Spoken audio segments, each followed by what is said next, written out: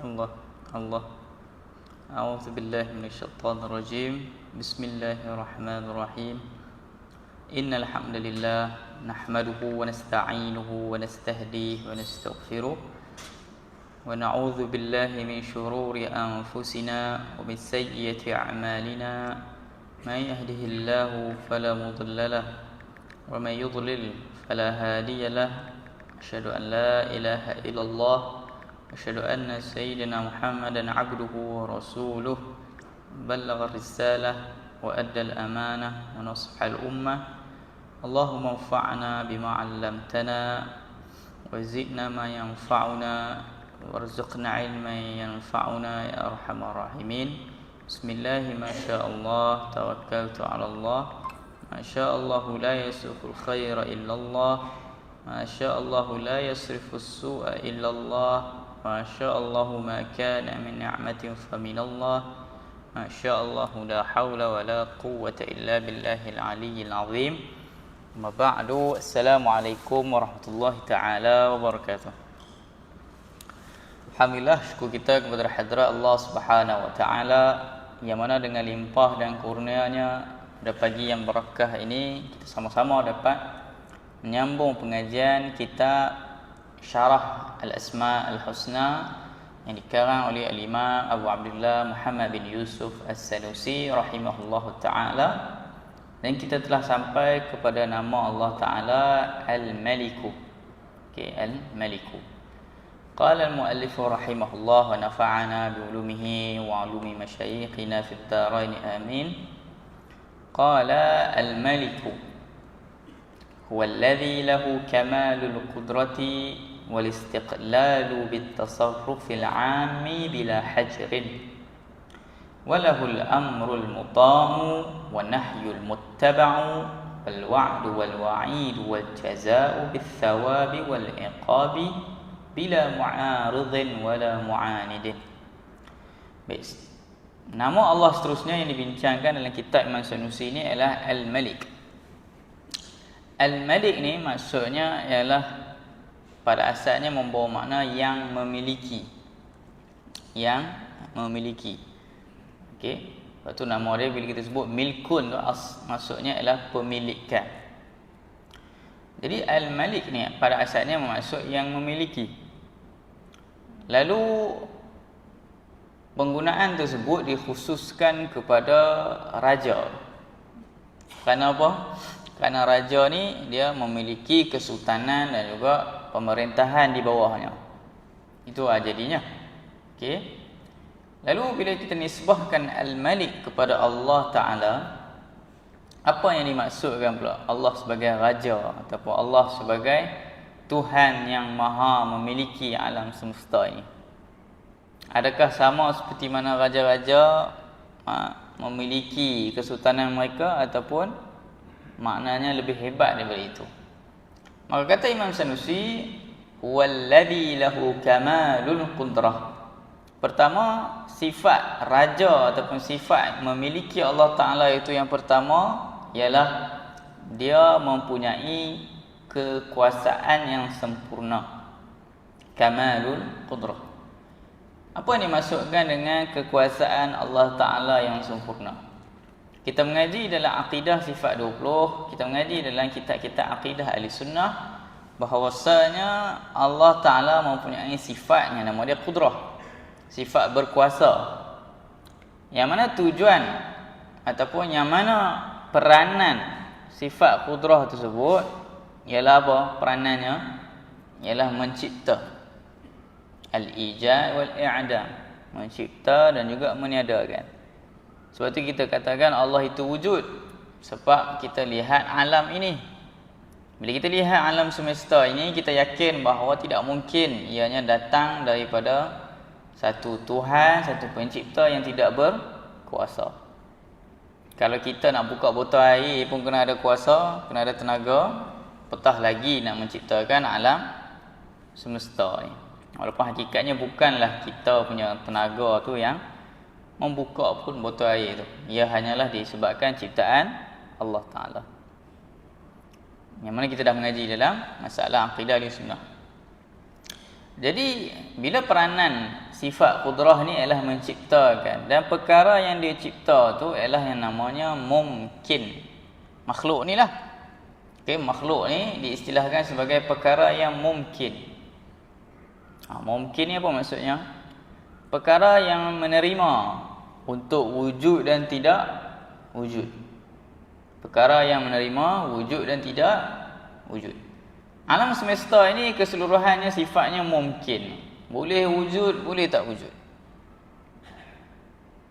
Kalau bahasa Inggeris tu diistilahkan sebagai contingent. Maksudnya dia sentiasa bergantung. Bergantung kepada apa? Bergantung kepada pencipta. Kerana alam ini dia mempunyai permulaan. Alam ini mempunyai permulaan. Tak kisahlah kalau kita ikut cara Islam sendiri pun, berdasarkan Al-Quran dan juga dalil akli, ataupun kalau nak ikut sains pun, masalah ni di mana sains pun membuktikan bahawa alam ni mempunyai permulaan. Terutamanya alam yang kita tengok sekarang ni, dia orang pun sepakat ada permulaan. Dan mereka merumuskan permulaan alam ni melalui proses Big Bang tu lah. Okay, teori dentuman besar tu.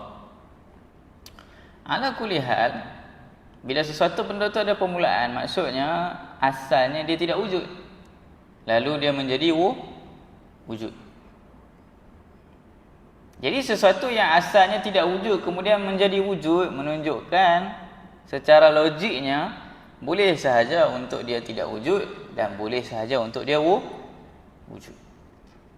Jadi bila sesuatu perkara, bila boleh untuk wujud dan boleh untuk tidak wujud, tetapi yang berlaku ialah wujud, menunjukkan telah berlaku satu perkara yang namanya pemilihan ataupun kesan, yang kita panggil sebagai tarjih.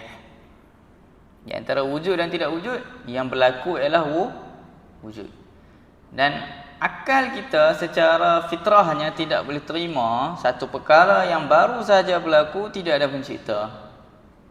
Akal kita tidak boleh menerima berlakunya satu perkara tanpa ada tanpa ada penyebab. Ini kita punya naluri kita punya fitrah kita. Yang mana benda ni juga, walaupun saintis sehebat mana pun yang cuba menafikan kewujudan Tuhan, mereka tak boleh nafikan bahawa setiap kesan mesti ada penyebab. Setiap perkara yang baru berlaku, yang diistilahkan kalau dalam sains diistilahkan sebagai fenomena, mesti ada penyebab kepada fenomena tersebut. Sebab itulah tujuan sains pun sebenarnya. Kalau kita tengoklah secara umumnya definisi sains yang dikemukakan tokoh-tokoh mereka dalam buku-buku berkait dengan falsafah sains. Sains itu sendiri adalah ilmu tentang pengkajian fenomena alam secara berulangan. Diperhatikan alam ni secara berulangan untuk mendapatkan penjelasan terhadap kenapa berlakunya fenomena tersebut. Misalnya kalaulah tentang fizik, dia bincangkan tentang fenomena yang berkait dengan alam fizikal lah, perkara-perkara yang melibatkan dia ada tubuh badan, jisim dan seumpamanya. Manakala kalau kita tengok dalam ilmu geologi, meteorologi, dia terlibat dalam nak kaji fenomena cuaca. Sebab itu kalau kena musim tertentu ke, contoh musim ni Jabatan Meteorologi tengok akan ada ribut. Jadi apa kerja Jabatan Meteorologi? Adakah sekadar bagi tahu dekat masyarakat bahawa minggu depan ada ribut? Tak. Menjadi peranan mereka sebagai saintis juga ialah apa? Mencari penyebab kenapa akan ada ribut. Sebab tu mereka akan iringkan dengan ulasan, dengan analisis. Penyebabnya ialah fenomena sekian-sekian. Berkemungkinan disebabkan sekian-sekian. Disebabkan ada pembakaran terbuka di sekian-sekian. Dan memang itulah tujuan sains. Sebab apa? Sebab akal manusia secara fitrahnya, Islam ataupun tidak Islam, dia tidak boleh terima sesuatu benda yang baru terjadi, satu fenomena yang baru berlaku, tapi tidak ada penyebab. Maka begitulah alam semesta ini, di mana ia baru wujud. Ia ada permulaan, Jadi kita apply the same logic, kita guna logik yang sama. Sepatutnya alam ni pun kena akui ada penyebab ataupun pencipta. Tapi hipokritnya kelompok ni, kelompok saintis yang tak percaya Tuhan ni, dekat situ dia stop ataupun dia tak guna kaedah dia tak konsisten. Dia tak konsisten. Baik. Jadi Allah Ta'ala menciptakan alam ni dengan kuasa dia. Dan kuasa dia, kudrah dia meratai, kita panggil perkara-perkara yang mungkin. Jadi setiap perkara yang bersifat mungkin, terutamanya alam ni lah. Alam ni kesemuanya sifatnya mungkin, berada di bawah kekuasaan Allah. Tak ada istilah Allah Ta'ala ada sebanding dengan dia sehingga Tuhan kedua dan ketiga tu boleh ganti peranan dia. Jadi dalam hal ni kita kena faham, agama kita ni bukan macam setengah agama yang ada konsep dewa dewi ni. Di mana setengah agama konsepnya dia ada satu Tuhan yang dianggapkan sebagai macam Tuhan yang memang Tuhan lah, ketua ketuhanan ni. Lalu di bawahnya ada subordinate ni, dia ada orang bawah tu. Dia ada dewa angin, dia ada dewa laut. Sebab tu setengah agama, setengah mitologi kan. Tak kisahlah Greek ke, Siam ke, mana-mana agama lah. Dia pun ada unsur dewa-dewa yang membahagi tugas. Dewa ni jaga langit, jaga kilat. Dewa ni jaga bawah tanah. Kan? Jadi sebab tu pergi kat laut, dia kalau nak buat pemujaan, dia puja nama ni. Dia pergi dekat tanah, dia pergi kat hutan, dia puja nama ni. Dan lain-lain. Dengan satu kepercayaan yang tak ada dalil pun, kepercayaan ni tak ada satu dalil pun bahawasanya alam ni dia dibahagikan kepada beberapa Tuhan ataupun dewa. Dan benda ni cuba digambarkan melalui cerita-cerita dan juga movie-movie. Sebab tu kalau zaman anak-anak muda sekarang ni, dia ada zaman kita panggil cerita berkait dengan ni lah, Avengers. Dia cerita Marvel lah, asalnya komik jadi movie ni. Kita akan tengok banyak sahaja figura yang dinobatkan sebagai Tuhan. Yang mana asalnya kalau kita kata sebelum dia jadi komik tu, sebenarnya dia diambil daripada agama-agama tertentu ataupun mitologi tertentu.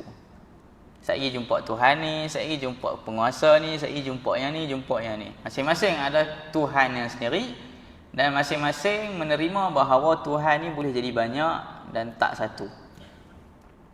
Okey?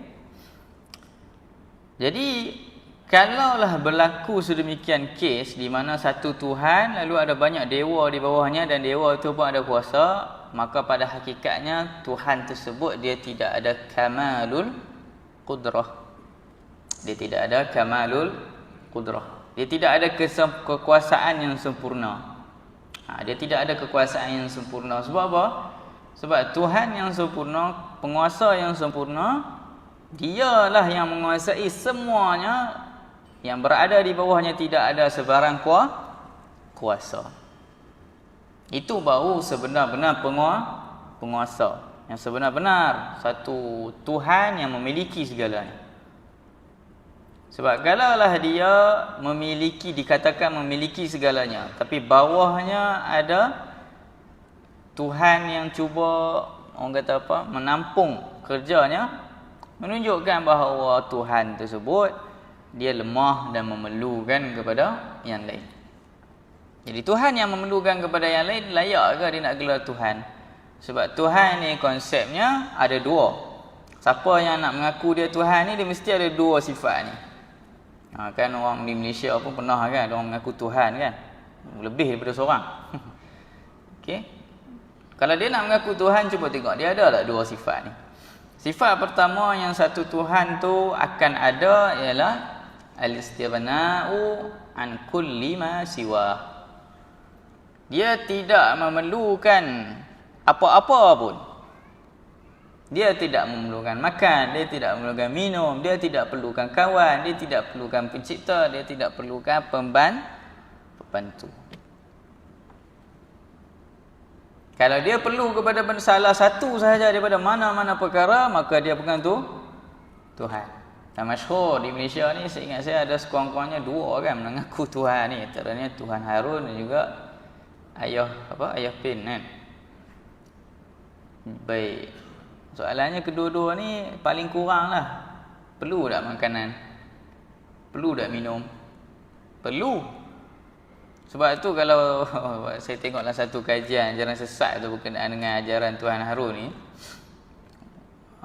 Kajian tu sebut kata Tuhan Harun ni sebelum dia mendakwa dia jadi Tuhan waktu zaman muda dia dulu, dia ni kerja dia jual nasi campur.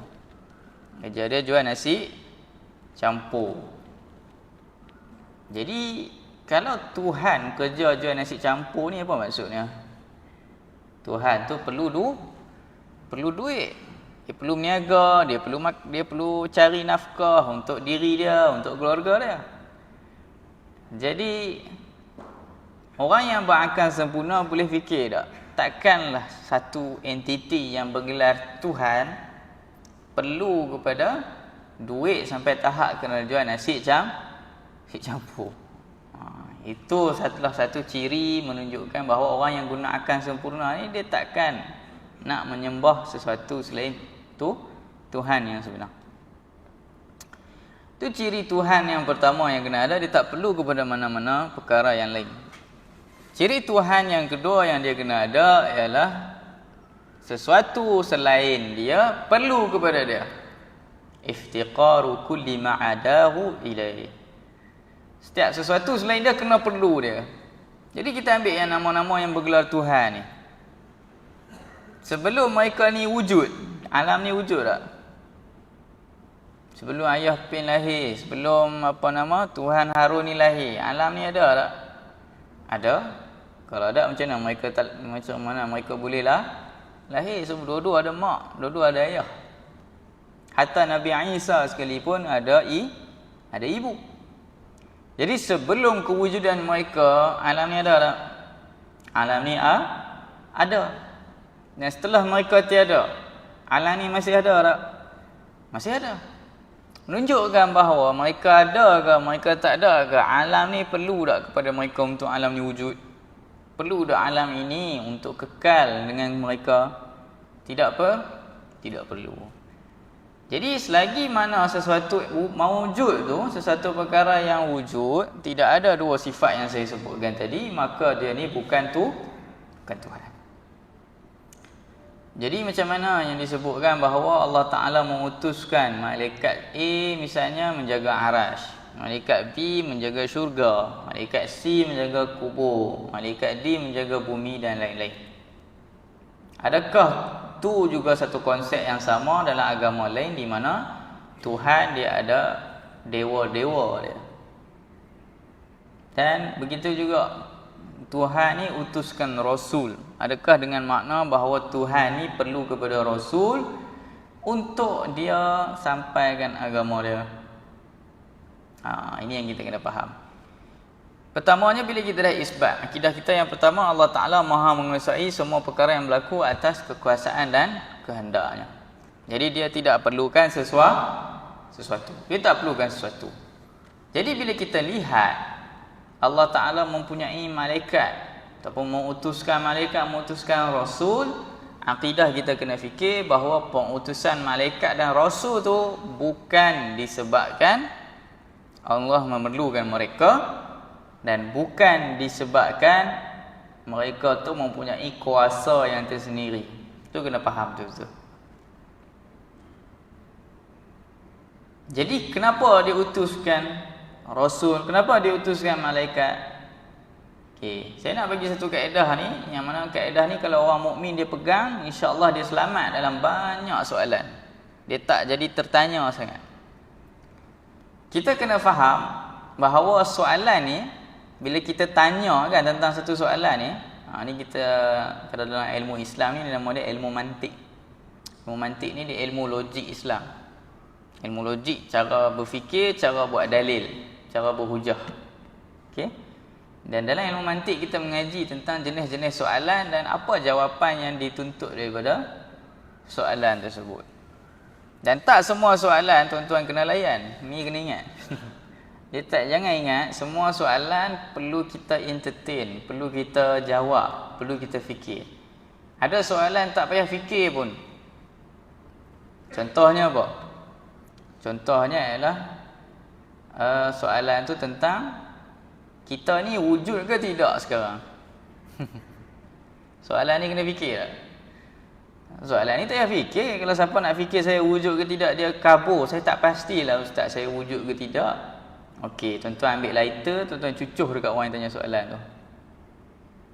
Kalau tak wujud, kalau kena cucuh pun tak rasa sakit. Jadi kalaulah kena cucuh lighter tiba-tiba rasa sakit, itu menunjukkan bahawa memang dia wujud. Jadi orang yang cuba tanya soalan-soalan yang mengarut ni, dia sebenarnya kelompok ni digelarkan sebagai kelompok sofis. Syarat dia sofistai. Mereka ni satu kelompok ahli falsafah Yunani yang cuba keluarkan soalan-soalan yang mencabar akal, dengan erti kata soalan ni soalan yang tak logik pun untuk ditanya at the first place tu. Tapi disebabkan soalan-soalan ni dia mengaburi mata orang dan dia membuatkan percakapan tu jadi sedap. Sebab tu yang nama dia, istilah ni kita panggil sophistry, iaitu seni membuat falasi. Dalam bahasa Inggeris atau Melayu diterjemahkan sebagai falasi. Ayat sedap, dia macam membuatkan kita tertanya-tanya. Macam tadi, betulkah kita wujud sekarang ni? Bukankah boleh jadi ke sekarang ni kita duduk dalam mimpi? Kebanyakan falsafah-falsafah barat memang sekarang ni dia macam rebranding balik je kepada kelompok sofis ni. Dan kata ulama ahli sunnah, kalau kita nak interact dengan kelompok ni, bagi api saja. Bagi api insya-Allah dia dah tak ragu lah dia wujud ke tidak. Kalau dia risau sangat wujud dia ni real ke tidak real ni, betul ke aku wujud ni ke sekarang ni mimpi je. Bagi lah api kat dia, ataupun bagi dia pegang bara api. Kalaulah memang dia betul tidak wujud, tak ada masalah, tak sakit. Tapi betul dia wujud, memang akan rasa sakit. Waktu tu siapa yang tak mengaku wujud pun insya-Allah mengaku wujud. Okey. Jadi ada tak semua soalan ni kita kena layan. Begitu juga kalau orang tanya tuan-tuan perempuan, botol air ni dia lelaki ke perempuan? Boleh tak nak jawab soalan tu? Botol air ni lelaki ke perempuan? Meja ni dia lelaki ke perempuan? Tuan-tuan akan kata soalan ni salah ni, betul tak? Kita akan kritik soalan tu sendiri. Sebab soalan tu salah. Kenapa soalan tu salah? Sebab pertanyaan berkenaan dengan jantina mana boleh terkena kepada objek yang tidak hidup. Jantinanya hanya boleh ditanyakan kepada perkara yang hidup dalam kalangan haiwan ataupun manusia. Jadi kalau orang tanya tentang jantina bagi meja ni, tuan-tuan cakap apa? Soalan tu salah. Bukan kena jawab sama ada dia wanita ataupun lelaki. Jadi berkenaan dengan Allah Ta'ala ni, soalan tentang kenapa, ataupun limadha, soalan ni tidak terkena kepada Allah. Soalan kenapa tak terkena kepada Allah? Kerana apa? Kerana soalan tentang kenapa dia menuntut alasan dan penyebab. Soalan dengan kenapa ni dia menuntut alasan dan penyebab. Misalnya kalau kita pergi makan kan, ada orang tanya kita, kenapa makan ni? Kita jawab, saya nak makan sebab saya lapar, saya nak hidup. Jadi konsepnya sesuatu yang membuat sesuatu perkara, satu pihak yang melakukan satu perkara dengan sebab tertentu, dengan penyebab tertentu, dia memerlukan kepada perbuatan dia untuk menyempurnakan tujuan dan penyebab dia. Misalnya macam tadi lah, saya memerlukan kepada makan untuk merealisasikan tujuan saya, iaitu saya nak hidup dan saya kenyang. Jadi saya perlu tak kepada makan tu? Perlu. Jadi ulama ahli sunnah bersepakat bahawa perbuatan Allah Ta'ala ni dia tak diikat dengan penyebab ataupun tujuan. Sebab kalaulah misalnya kita kata Allah mencipta alam sebab dia nak kita ibadah dekat dia, okey, disebabkan itulah dia mencipta alam, maka itu menunjukkan bahawa Allah Ta'ala memerlukan kepada penciptaan alam supaya tujuannya boleh direalisasikan. Okey. Jadi adakah dengan erti kata bila kita nafikan tujuan dan penyebab bagi perbuatan Allah membawa makna penciptaan Allah ni tak ada makna, tak ada kebaikan, tak ada tujuan untuk kita? Tak. Perbuatan Allah Ta'ala, penciptaan Allah Ta'ala, dia terselit dengan perkara yang kita panggil sebagai hikmah. Orang Melayu dah sebut dah ayat hikmah ni, iaitu kebijaksanaan di sebalik perbuatan tersebut. Jadi misalnya bila Allah Ta'ala menciptakan alam semesta ni, kebaikannya bukan kembali kepada Tuhan, sebab Tuhan tak perlu pun kepada kita ni. Allah Ta'ala sebut dalam Quran kan, ya ayuhan nas antumul fuqara'u ilallah wallahu huwal ghaniyyul hamid. Wahai sekalian manusia, kalian semua fakir dan Allah Ta'ala tu maha kaya. Dengan arti kata kalian semua perlu kepada aku tak perlu pun kepada kalian semua. In yasha yudhhibukum wa ya'ti bi khalqin jadid. Kalau dia nak, dia boleh buang je kita semua ni dan dia buat yang baru. Wa ma dzalika 'ala Allahi bi'aziz. Bukan benda tu dianggap susah pun di sisi Allah Ta'ala. Jadi bukan sekadar manusia saja Allah Ta'ala boleh hapuskan cipta yang baru. Samalah malaikat, samalah para rasul yang lain-lain. Jadi itu menunjukkan Allah perlu tak kepada mana-mana makhluk dia? Tidak perlu. Kamalul qudrah. Tidak perlu kepada mana-mana. Tapi Allah Ta'ala bila dia mencipta alam semesta ini, ciptaannya ada kebaikan untuk makhluknya. Allah Ta'ala menciptakan hidup dan mati ni, manfaatnya, kebaikannya kembali kepada kita. Allah Ta'ala letakkan ciptaan dia, bumi ni ada maslahah dia untuk ahli bumi. Allah ciptakan dekat bumi ada oksigen yang mana makhluk dia boleh hidup dalam tu. Allah ciptakan langit dan bumi di mana manusia boleh hidup di dalam tu. Jadi memanglah ada kebaikan, ada hikmahnya di situ.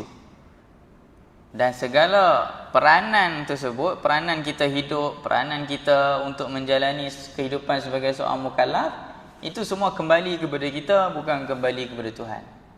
Dengan arti kata, bukanlah Allah perlu pun kita sembah dia. Sebaliknya, itulah peranan kita kepada dia. Sebab tu Allah Ta'ala sebut dalam Quran, la yus'alu amma yaf'al wa hum yus'alun. Dia tidak akan ditanya tentang apa yang dia buat. Sebab tu tak boleh tanya kat Tuhan, Tuhan kenapa hang buat? Kenapa engkau buat? Wa hum yus'alun, sedangkan manusia, sedangkan mukallaf ni lah yang akan ditanya. Nah, ni alasan yang biasanya dikemukakan oleh orang yang malas buat ibadah, lepas tu dia kena seksa. Dia katalah, Tuhan kenapa engkau cipta aku ni ahli maksiat? Kenapa engkau tak cipta aku ahli ibadah? Sedangkan Tuhan akan azab dia bukan sebab Tuhan cipta dia ahli maksiat. Tuhan akan azab dia atas asbab dia tu tidak usaha untuk melakukan kebaikan dan dia usaha untuk melakukan keburukan. Allah Ta'ala sebut dalam Quran, la yukallifullahu nafsan illa wus'aha, laha ma kasabat wa 'alaiha ma iktasabat. Allah Ta'ala tidak akan letakkan bebanan kepada seorang hamba dia melainkan hambanya mampu. Dia hamba tersebut akan dapat ganjaran baik dengan apa yang dia buat baik, dan akan dapat ganjaran buruk dengan apa yang dia buat buruk. Tuhan dah buat clear statement, jelas. Jadi kalau seorang tu ingkar, dia balik kepada diri dia. Jadi Tuhan ni dia memiliki alam ni, kita tak boleh tanya kenapa dia buat macam ni, dia buat macam ni. Okay? Sebab dia memiliki alam semesta. Cuma kita boleh fikir hikmah dia. Hikmah kenapa Allah Ta'ala mengutuskan malaikat ni sama macam hikmah Allah cipta bumi dan langit ni dalam masa 6 hari. Bukankah boleh saja Allah Ta'ala nak cipta langit dan bumi ni 1 saat, 1 detik? Tak ada masalah, betul tak? Sebab semua tu wa ma dzalika 'ala Allahi bi'aziz. Bukan susah pun bagi dia. Tapi kenapa dia cipta 6 hari? Di sini ulama tafsir memberikan banyak pandangan. Antara pandangan yang dikemukakan oleh Imam Ar-Razi rahimahullah untuk menunjukkan kekuasaan Allah Ta'ala tu dengan tahap yang kita boleh perhatikan satu persatu. Menunjukkan bahawa alam semesta ni dia berlaku dengan proses. Bila dia ada proses, makhluk yang duduk dalam alam ni dia boleh belajar daripada proses tersebut. Bahawa perkara-perkara yang susah ni dia kena ambil masa. Ataupun perkara yang berat, perkara yang hebat dia kena ambil masa, dia tak boleh sekejap. Jadi misalnya kalau seorang ni dia nak buat masjid yang dia katakan masjid yang 5 bintang lah. Target dia jemaah semua datang full. Target dia setiap hari ada jamuan kambing contohlah. Okey. Jadi untuk dia buat masyru' ataupun satu perkara yang hebat dan besar sebegini, boleh tak dia tiba-tiba rasa nak buat, dia buat? Tak ada planning. Tak ada. Dia mesti kena ada rancangan. Macam mana nak bagi orang datang. Kemudian macam mana nak dapat sponsor itu ini. Dia kena ambil masa. Jadi Allah Ta'ala bila dia buat satu perbuatan, dia boleh saja dia nak buat sekejap, dia nak buat lama. Dia boleh nak cipta 6 hari, dia boleh nak cipta 1 saat. Tapi bila dia pilih 6 hari, kat situ ada kebaikan dan kebijaksanaan dia. Iaitu antara hikmahnya ialah untuk mengajar hamba-hambanya bahawa perkara yang mengambil yang perkara yang kita kata berat, yang besar, memerlukan masa. Itu kalau cipta 6 hari. Jadi kalau Allah Ta'ala melantik malaikat ni untuk urusan tertentu, bukan dengan makna Allah Ta'ala membiarkan dia dengan kuasa dia. Kerana makhluk ni dia tak ada kuasa. Hakikatnya semua daripada Allah. Cuma Allah Ta'ala menjadikan secara adatnya, zahirnya seolah macam malaikat yang jaga hujan. Hakikatnya yang menurunkan hujan ialah Allah.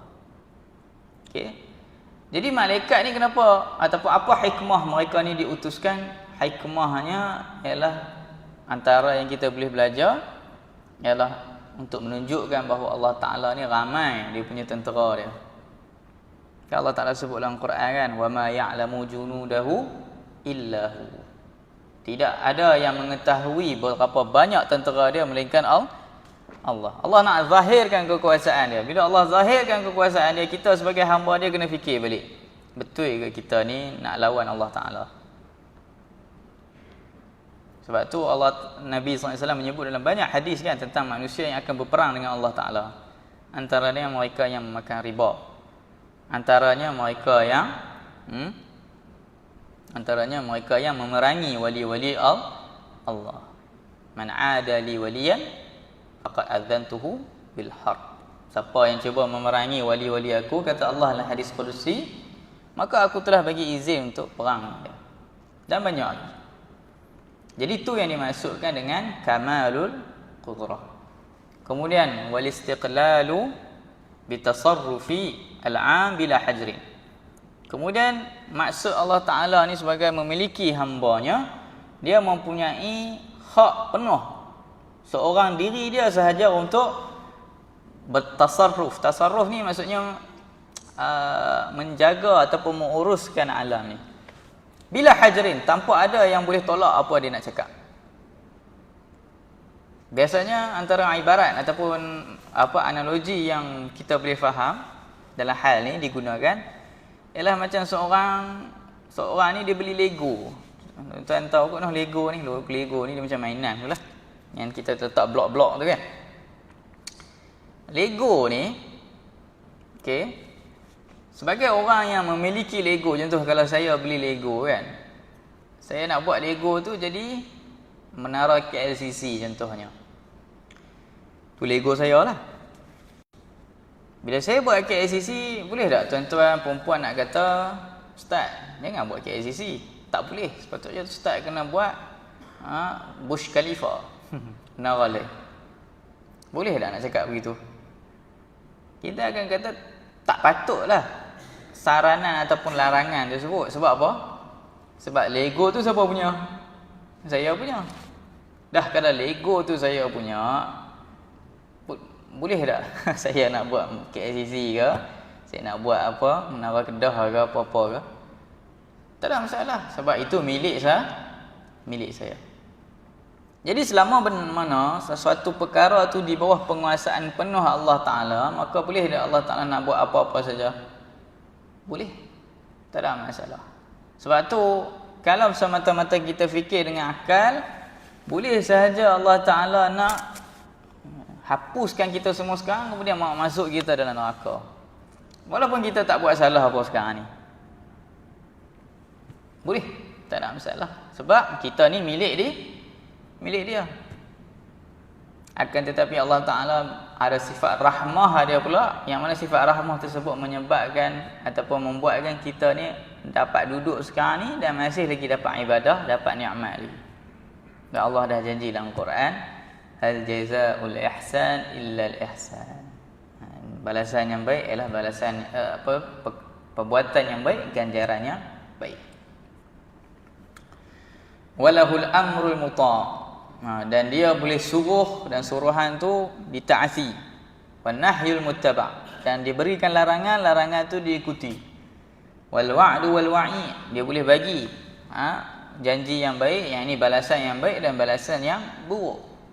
Wal jazaa'u bis thawabi wal iqab, dan juga memberi ganjaran pahala dan dosa.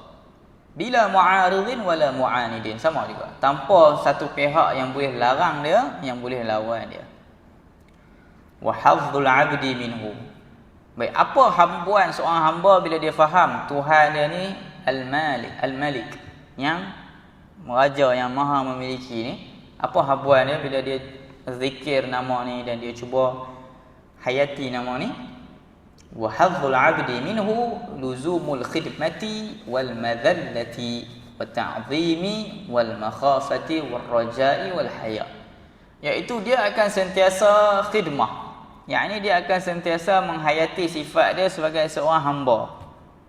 Bila kita ingat bahawa Tuhan kita ni memiliki kita, kita sedar bahawa kita ni tak ada hak pun nak tanya kenapa ni, kenapa kenapa itu. Kenapa aku kena solat, kenapa aku kena zakat, kenapa aku kena puasa malam ni, esok nak start puasa dah. Kita tak boleh tanya soalan tu sebab kita ni hamba. Dan kebanyakan masalah berlaku, takabur berlaku, benci Tuhan berlaku sebab tak faham diri itu adalah hamba. Wal mazallah, dan merendah diri, menghina diri sendiri. Dengan arti kata meyakini bahawa kita ni lemah. Wa ta'zim, dan sentiasa mengagungkan Allah. Wal makhafah, dan takut kepada Allah nak buat maksiat sebab dia sentiasa memiliki kita.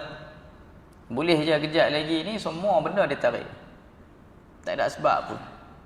Kalau tak ada sebab pun boleh ditarik, apatah lagi dengan sebab kita buat dosa. Wal'iyadzu billah. Astaghfirullah. War raja, dan sentiasa mengharap kepada Allah. Wal haya, dan juga malu, yang ini malu daripada nak buat benda yang tak elok kepada Allah. Ma'al wuqufi bil bab, dalam keadaan kita ni duduk di hadapan pintu dia. Apa maksud duduk di hadapan pintu dia? Ini ungkapan ulama tasawuf lah. Bila nak ungkapkan, kita nak mengharapkan keredaan Allah ni, seolah-olah macam kita tengah duduk di depan pintu. Orang yang duduk di depan pintu ni biasanya digunakan konsepnya ataupun ayat ni, maksudnya dia ni malu nak masuk dalam, tapi dia nak masuk dalam. Sebab tu tetamu kan, tetamu dia ada ke dia ketuk-ketuk terus dia masuk? Kalau ada yang macam tu, biasanya ahli keluarga ataupun member yang betul-betul rapat lah, yang memang dia yakin lah dalam ni memang dia nak masuk suka hati pun owner tak marah kan, tuan rumah tak marah. Tapi kalau tunggu depan pintu ni, maksudnya dia ada sifat malu tak? Ada sifat malu. Dan dia ketuk sebab apa? Sebab dia nak masuk. Jadi begitu juga lah hamba-hamba Allah yang menghayati sifat Al-Malik ni, dia malu dengan Allah Ta'ala. Dia malu nak dapat keredaan Allah, dia malu nak dapat pengampunan Allah. Sebab apa dia malu? Sebab dia rasa dia tak layak. Tiap hari dia buat dosa. Sebagai seorang ayah tak abaikan anak dia. Sebagai seorang hamba sentiasa maksiat. Sebagai seorang hamba boleh takabur. Sebagai seorang hamba lupa nak itu, lupa nak ini.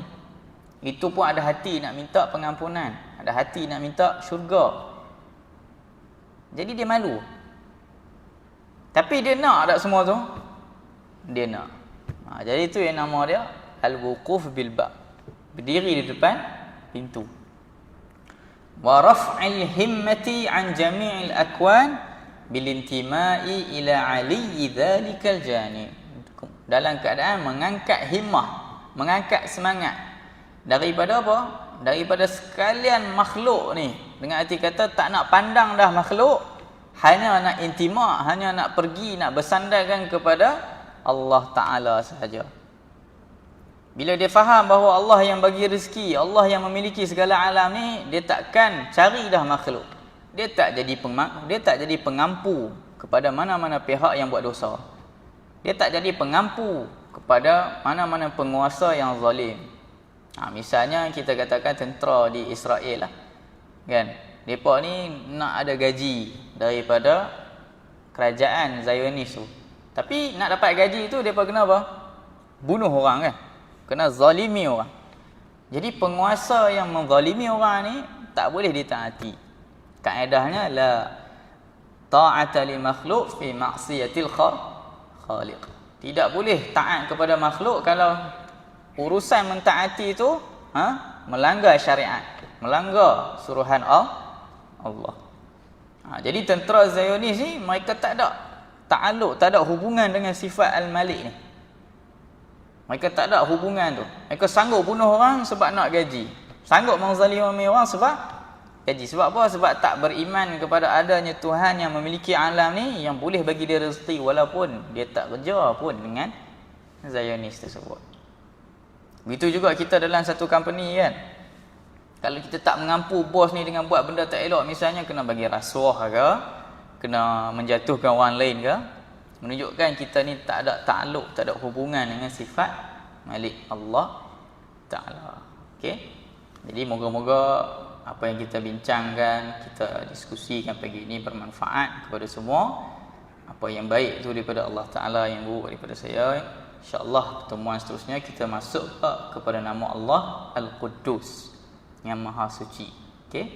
Allah SWT alam. Assalamualaikum warahmatullahi taala wabarakatuh.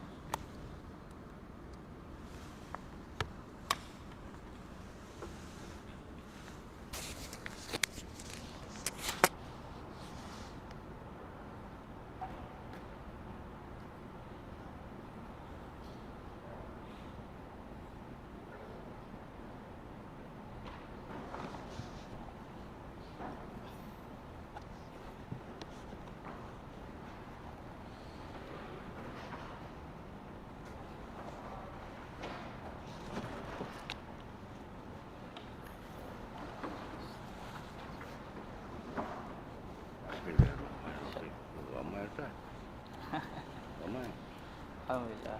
Ustaz boleh tengok di TikTok dan di Facebook, saya masuk sekejap lagi. InsyaAllah. Saya akan down. Terima kasih Ustaz. InsyaAllah. Dalam Instagram saya akan pendek-pendek saya masuk ya. InsyaAllah. Bila kawan-kawan boleh tengok kan. InsyaAllah. Baik-baik. Terima kasih Ustaz. InsyaAllah.